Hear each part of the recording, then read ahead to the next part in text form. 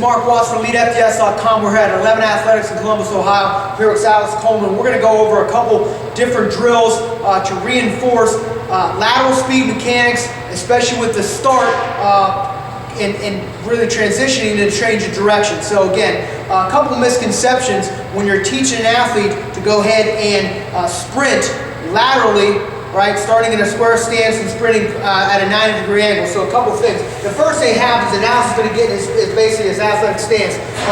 First thing that happens is if we have an athlete step with their front foot. So if I step with my right foot first, what happens is when I do that, go ahead and do that, right? I've actually taken a step, but I really haven't gone anywhere. I haven't changed my center of gravity. It's still right about the same spot. So again, when you have athletes that step with that front foot, they've taken a step, they haven't really gone anywhere. Second mistakes that happen is a lot of times athletes will be in their athletic stance, they'll go ahead and they'll just turn their feet first. They'll turn their feet before they sprint. Now they've taken time to go ahead and change where their shoulders get their shoulders square, but they haven't gone anywhere. Secondly, we have a lot of friction between if you have cleats on turf field or tennis shoes on a hardwood court. So again, that friction, that turning, again, just wastes time, wastes energy. So what we're left with is the third option is this. That is if the athlete's in an athletic stance and they're going to go and do a crossover step. So they're going to basically take their back knee, push that forward, drive that front knee forward and that right elbow back, and they're going to go ahead and take a step, a crossover step that opposite direction, making sure their heels don't come, or their hips don't come up, make sure their center of gravity is low. Now here's the problem with this. Come on back, Alex. Here's the problem with this is that if I'm in this athletic stance and I go to take a crossover step, what happens is he has to pull with that back, with that front leg.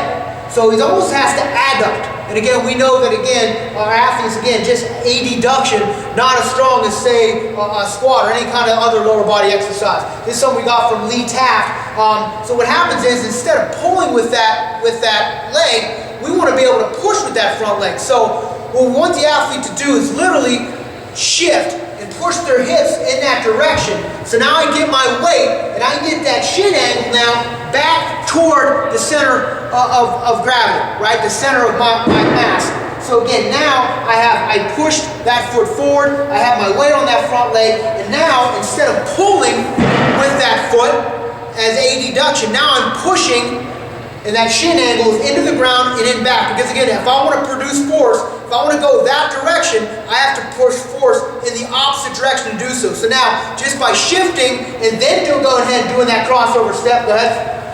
Now I've enabled myself to get more power with that front step. So I've shifted my weight, and I've gone ahead and taken that first step in that direction. So that's one of the things that we feel is important to go ahead and make sure that you're shifting your center of gravity in the direction you want to go. So how do you reinforce this with a couple drills? The first drill we want to do is, again, what we just shown. We'll go ahead and actually demonstrate about 3/4 speed. But again, just pushing my hips in the direction I want to go, and then sprinting out, making sure, again, my center of gravity doesn't come up. I rip that elbow back. I get my shoulder square to the direction I want to go. I don't want to run sideways. So the next step with that will be, instead of just shifting my weight, now I'll go ahead with the redirection step. So I'll go ahead and just jump stop and redirect and reset my feet in that opposite direction. So again, the athlete, and you'll give the athletes 2 go. So again, the first will be, ready, go, go. And again, I'm pushing up. So again, you don't have to necessarily jump back, but all you want to do is reposition your feet to change gravity. So instead of shifting your gravity to your front leg, now you're repositioning your feet so you shift gravity to your front leg by moving your feet back, if that makes sense. So the next step with that would be to have the athlete either shuffle to, we'll skip that one, he can shuffle to the line and then sprint. But the other one going to be, if Alex can move this way, now he's going to shuffle back to the start line and we'll have him freeze. So now as a coach, I can reinforce that positioning. I can reinforce and I can have the athlete confirm where their center of gravity is. So again, he's going to shuffle back and freeze, and I'll give him a second go to sprint out. Ready? Go. Freeze. Now I got to check. I know where my shin angle is. My waist is distributed to the direction I want to go. Go. Again, I'll sprint out. All right. So again, that's a big misconception is athletes want to push off their back foot. And again, that can be anywhere between 2 and 8 times their body weight, depending who you talk to. I don't want to stop all my momentum on my back leg and be able to push. So I want to get to the position where I can slow myself down with the front leg. Now I can push off the front leg and drive and cover more ground on one step. The next phase of that is the last one we'll show. Same drill, but instead of pausing, now he's just going to go ahead, shuffle through that line, and then sprint back. Way to go. Good. Push and push off. All right?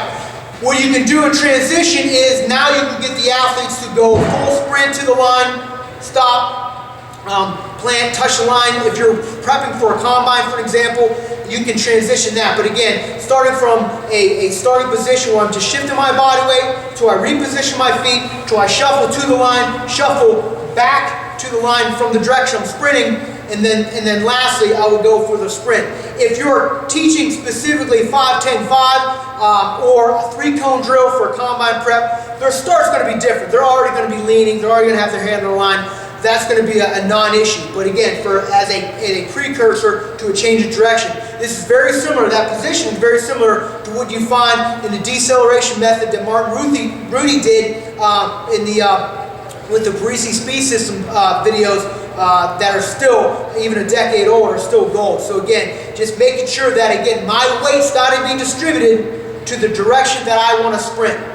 So hope those drills help you, and as from a coaching standpoint, give you a couple quick things that you can break down and find in a large group of athletes to help them improve their change of direction mechanics.